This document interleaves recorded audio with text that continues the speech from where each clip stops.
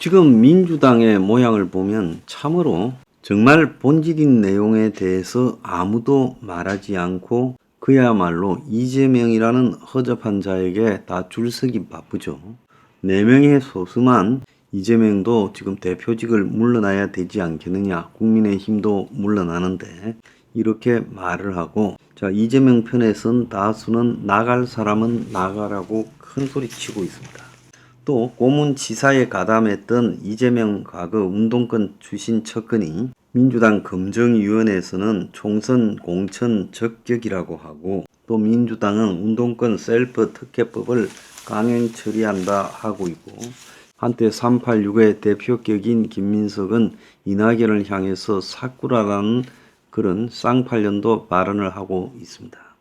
그래서 민주당이 저런 행동을 하고 있는 건 결국 이재명이라는 사람이 대선에 가까이 갔고, 또 이재명이라는 사람이 보통이 아니다. 쉽게 안 죽는다. 그래서 이재명이한테 이번에 등 돌리기보다는 이재명한테 다 충성을 바치는 척해서 공천받아서 국회의원 당선되어서 정치 수명을 연장하자. 그리고 그런 과정에서도 결국 이재명이가 총선에 이길 거고, 그래서 이재명이 대통령이 될 거다. 이런 생각을 하니까 민주당이 지금 대다수, 극소수만 빼고 저런 모습을 보이고 있지 않겠어요? 심지어 민주당을 좀 지지하는 언론조차도 이낙연이가 신당하다 할 수 있는 거지. 이준석이가 신당한다는 거는 그렇게 비난하지 않으면서 이낙연이가 신당한다는 거는 지금 호남에서 정서가 매우 악화되고 민주당 안에서조차, 민주당 안에 비명조차 황당하게 생각한다고 말을 하고 있습니다. 아니, 이준석이가 신당한다는 데 대해서 언론이 그렇게 보도를 합니까? 그런데 이낙연의 신당에서는 민주당을 지지하는 언론들이 완전히 이낙연을 거의 똘끼 충만한 자로 만들고 있어요. 자, 이런 민주당의 모습들이 오늘날 이재명이라는 사람에 의해서 지금 만들어져 가고 있어요. 그런데 우리가 이런 민주당의 이런 모습들이 그야말로 이해가 가지 않는, 정말 인간들일까 싶은 회의가 드는 이 모습들 아니, 어떻게 한 나라에 집권을 하려고 하는 야당, 지금 제압도적인 의석을 가지고 있는 일당 내에서 저런 일이 벌어질까? 그러면 집권을 하고 있는 여당 안에서도 지금 이재명이가 하고 있는 야당의 우스꽝스러운 꼴을 그대로 반복하고 있는 모습이, 똑같이 반복하고 있는 모습이 보이고 있어요. 자, 김건희, 지금 윤이 김건희와 함께 네덜란드를 갔다 왔는데 그 과정에서 도대체 반도체 동맹을 구성했다는데 그 반도체 동맹의 성격이 뭐냐? 그게 실질적으로 말로 반도체 동맹이라는 이 수사적 용어 외에 무슨 의미가 있느냐는 거죠. 경제적 의미가 뭐가 있고 정치적 의미가 뭐가 있느냐. 다른 한편으로는 네덜란드 정부 측이 한국의 이 네덜란드 대사를 초치해서 윤이 방문하기 전에 그 방문 과정에 대한 여러 의전 그리고 일정 요구들에 대해서 불편해서 굉장히 항의를 했다는 거예요. 한국의 여기저기서 외교부, 대통령실 등에서 다양한 형태의 요구들이 네덜란드에 주어졌어요. 한국은 네덜란드를 생각할 때 한국보다 땅도 작고 한국보다 인구도 작고 그래서 작은 나라로 생각할지 모르겠는데, 그런 작은 나라고 비중이 없으면 가질 말았어야지. 뭐 중요한 일이 있다고 국빈 초청을 받았다면서 갑니까? 근데 국빈 초청을 한 나라에서 한국 대사를 초치해서 한국 대통령의 네덜란드 첫 국빈 방문을 앞두고 항의하는 모습이 벌어졌다는 거예요. 한국이 지나치게 여러 의정과 일정 등을 요구해서 거기서 너무나 네덜란드 측에서 불편해서 항의했다는 이야기가 나오고 있습니다. 자, 그런데 지금 이 모든 비난의 원인은 윤석열입니다. 윤석열이 변하지 않으면 뭐 될 일이 없다. 근데 윤석열이 변해야 될 일 중에 제일 첫 번째가 윤석열이 김건희를 나름 정리해야 된다는 거죠. 그래서 김건희의 문제의 핵심은 그게 그 대화에서 나타난 겁니다. 김건희가 문재인 정부에 제가 엄청난 충성심이 있었던 사람이다. 이렇게 말했습니다. 그러면 윤석열의 부인 김건희는 문재인 정권에 대해서 엄청난 충성심을 가지고 있다. 과거에 서울의 소리 7시간 녹취에 걸렸을 때도 자신의 정치적 정체성에 대해서 김건희가 좌파인 양 하는 모습이 나왔죠. 근데 이번에 또 그런 이야기가 나왔습니다.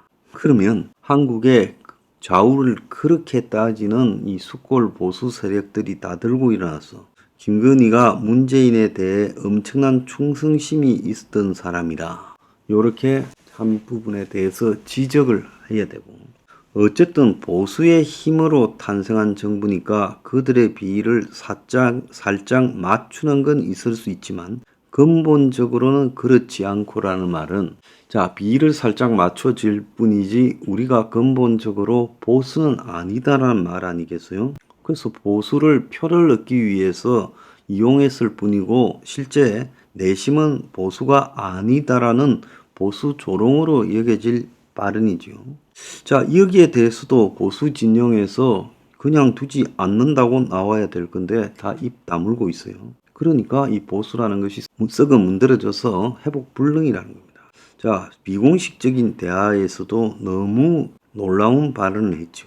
그 다음에 김건희는 저에 대한 관심이 어느 정도 끊어지면, 즉 전부 나를 주목하고 있어서 못하는데 내 대해서 이제 김건희 이슈 뭐 이런 것들이 사라지면 남북 문제 해결에 나설 생각이다. 대통령 부인에 불과한 지가 남북 문제 해결에 나설 거고, 거기에 종북 국가보안법 위반 혐의 조사를 받았던 이 친북 북한 앞잡이 목사에게 저랑 크게 같이 일을 한번 하자 이렇게 했고, 일정 잡을 테니 북한 문제에 대해 저랑 이야기하자 이랬어요. 그래서 김건희가 사실상으로 지금 일개 대통령 부인으로서 발언하는 게 아니라 자신의 정체성과 윤과 자기의 정체성과 더 나아가서 이 정권의 정체성에 대해서 말을 하고, 그리고 이 정권 역시 굉장한 보수 정권인 척 하지만 기회가 주어지면 북하고 대화 통로로 친북 인사를 쓰면서 이야기를 하려 한다.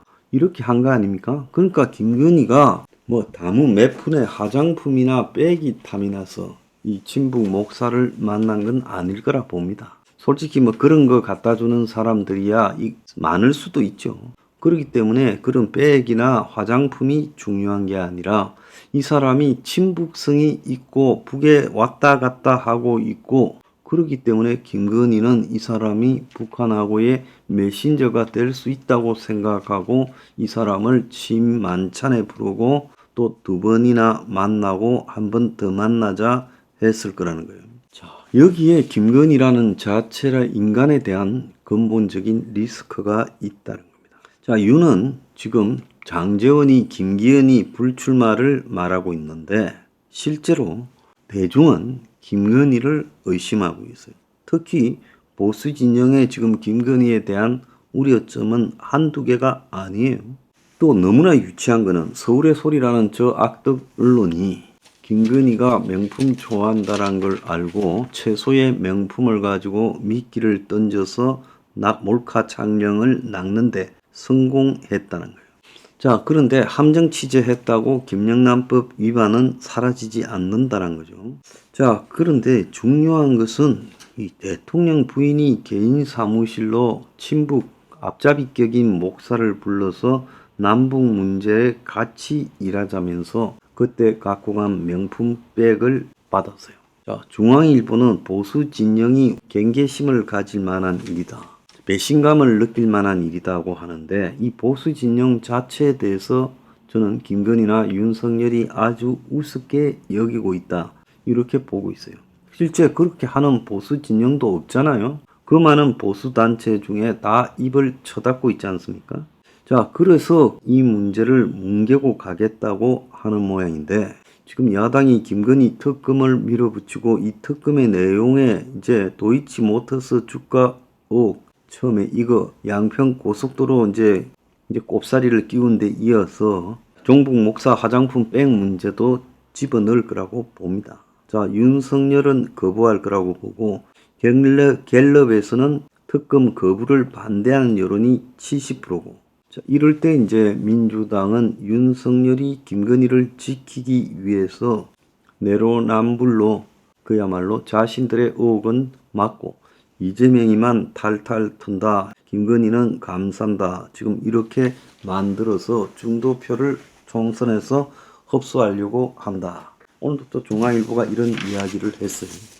저는 진보적 우파 관점에서 이 보수라는 것들이 창피해서 못 견디겠어요. 김건희의 행동도 정말 엄청나게 불쾌하지만 이런 행동을 했는데도 입을 쳐닫고 있는 자들이 보수라는 것들도 보수가 다 거짓이라는 것을 입증하는 거라고 생각합니다. 자, 여기서 가장 중요한 것은요. 21세기에 성역이 있고 자, 그 성역 앞에는 다 주둥아리를 다물어야 된다라는 현실 자체가 너무나 가짜다는 거. 지금 이것이 대한민국의 민주주의 수준이고 이것이 이 대통령실에서 일하는 사람들의 수준이고 그리고 여권에서 말 한마디 안 나오는 것 그리고 지금 2주가 넘도록 대통령실이 입을 닫고 있는 것 이것이 오늘날 한국에 정치하는 사람들의 수준입니까? 이런 수준으로 간다라는 것은 이건 그야말로 치명적인 문제가 터질 수 있는 소지가 있다. 자, 그 단초가 되고 있다. 최순실이 CCTV 찍힌 거 의상실 그런 것과 유사한 형태의 치명적인 사안이다. 앞으로 더 있을 거다 봅니다. 내가 뭘 했어요?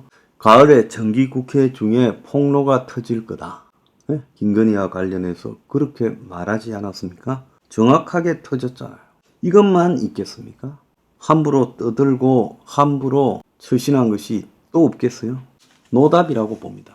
노답의 결과는요, 파멸이죠.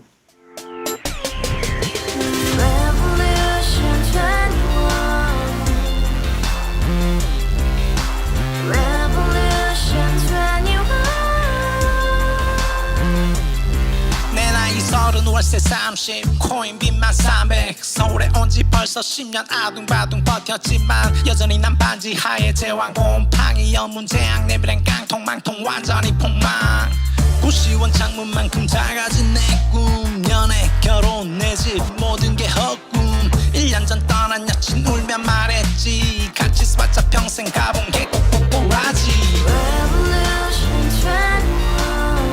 가바후스 700 나도 소유주 가바후스 700 나의 소주 택시기사 우라부지 마트캐셔 울어무니 우리 집안 다 털어봤자 후줄 그래 개선민 내 미래 거기서 팍 끝난 거지 팍 더 이상 노력 따윈 괴물이 스펙 찾아 싼말리 비오는 날 알바 잘려 맨날 학원 날 개쳐 발려 밤비 내리는 양화대교 홀로 걷고 있을 때 현수막에 아로 새겨진 평당 700짜리 아파트 다같이 소리 질러 혁명 21 가바후스 700 나도 소유주 가바후스 700 나의 소주 Together in the house, brand new day, and your dream had just begun. Revolution 21, only hope and happiness. 너의 곁에 내가 영원히 함께.